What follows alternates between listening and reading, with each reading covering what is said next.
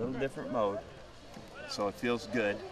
First day of practice, getting ready for the game. Do you have any early thoughts on your opponent? I know they didn't do well last year, but what are your thoughts on it? Well, you know, I think that first of all, they spread you out a little bit. They run some really good stuff. You know, so it's going to be a little preview of a lot of what we'll see as the season goes on. You know, they run a little bit of pistol stuff and the spread, the zone read stuff with the quarterback, and so you know it's that's always you got to make individual plays. You know, individual plays covering, individual tackles in the open field. Those are always challenges. And then defensively, they've got some studs up front. You know, they've got big defensive tackles. They play the 3-4, which gives you know that little bit of change-up variety in the fronts from what we've normally seen on first down. So it's football. How does that 3-4 match up to what you do offensively? Is that, you mentioned the challenge of that. Well, the one good thing for us this year is our defense is playing a little bit of 3-4, and so when you're talking about protections and all that, we've already been through it during camp. Mike, you guys are going to release a new depth chart today. Are there going to be any surprises on there for us? I don't think so. I think that you pretty much have seen it what it is out here. Has a redshirt list, do you have one yet? Yes. For us? Is there anyone that is not going to redshirt besides the people you told us the other day? You know, right now, Caleb Smith's not going to, of course, Isaac's not going to, Joel Scotty's not going to, Josh Mitchell's not going to, Gavin Andrews isn't going to, and that is it.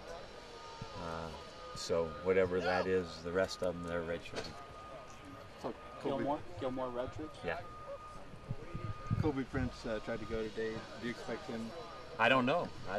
You know, he's got to practice pretty quick here. Otherwise, I wouldn't expect him to play. And we'll see how Guacham responded. If he's not good tomorrow, then he probably won't play either. It seemed like you're getting a bunch of guys back, Hatfield back, Ashton back. Is it kind of still precautionary with them, or you think they have a green light? No, if they're healthy, they should be practicing.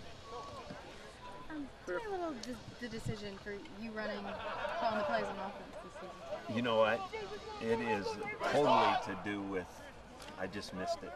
You know, I mean, it's you know, I just missed it. I like the involvement, and you know, Danny's done a great job for a long time, and then I did it before him, and then when Paul was here, we kind of did it. I did it then, but Paul was pretty much in the booth like Danny's been, and frankly, a lot of the play calling is decided these days, you know, and then we get into what we're going to do situationally, so it's just calling them up. I just like the involvement, and that's all there is to it. Does that mean Poyer's going to talk into having to play some Wildcat? He's trying. He won't stop doing that, that's for sure.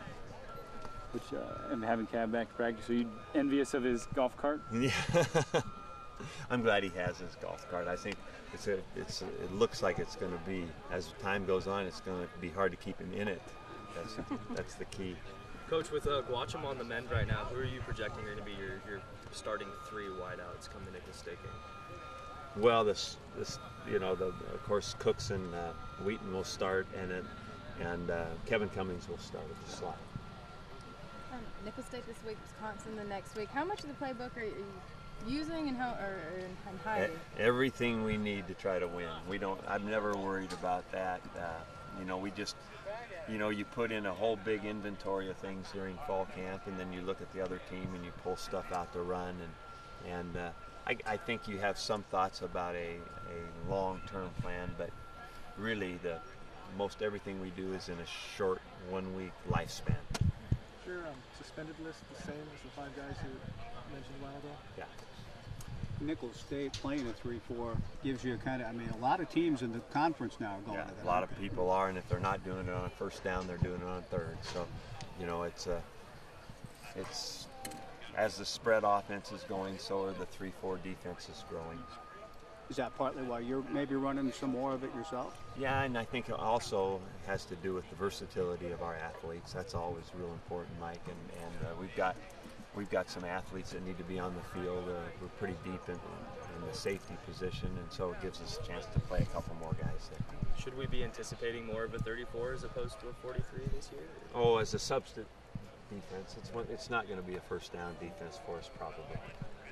So you want to start with establishing a run. What do you expect out of your first year starting running back? And just for a first game, you just want to be. Well, you know, I am just looking for running productivity. You know, he's and taking care of the ball. That's what we want. How long's the leash? Well, that we hope that he just does well and we go. That's kind of how we'll approach the game. A couple guys specifically, Brandon Cooks. He just looked great throughout fall camp.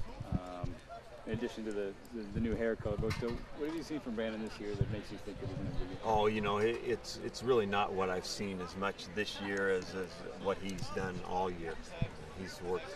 He's a great kid. He'll be elected captain one day. He's a hard worker. He's talented, and he utilizes his talent by working hard to try to get all of it out of him. And speaking of captains, Andrew Samala seems a little bit more vocal, more talkative with his brother. I'm sure that comes with being an upperclassman. But how's he been as a leader, and what do you expect from him in the line this year? Oh, he's another guy. Great example of hard work. You know, he came in here and just kept working and working to the point where he earned a scholarship.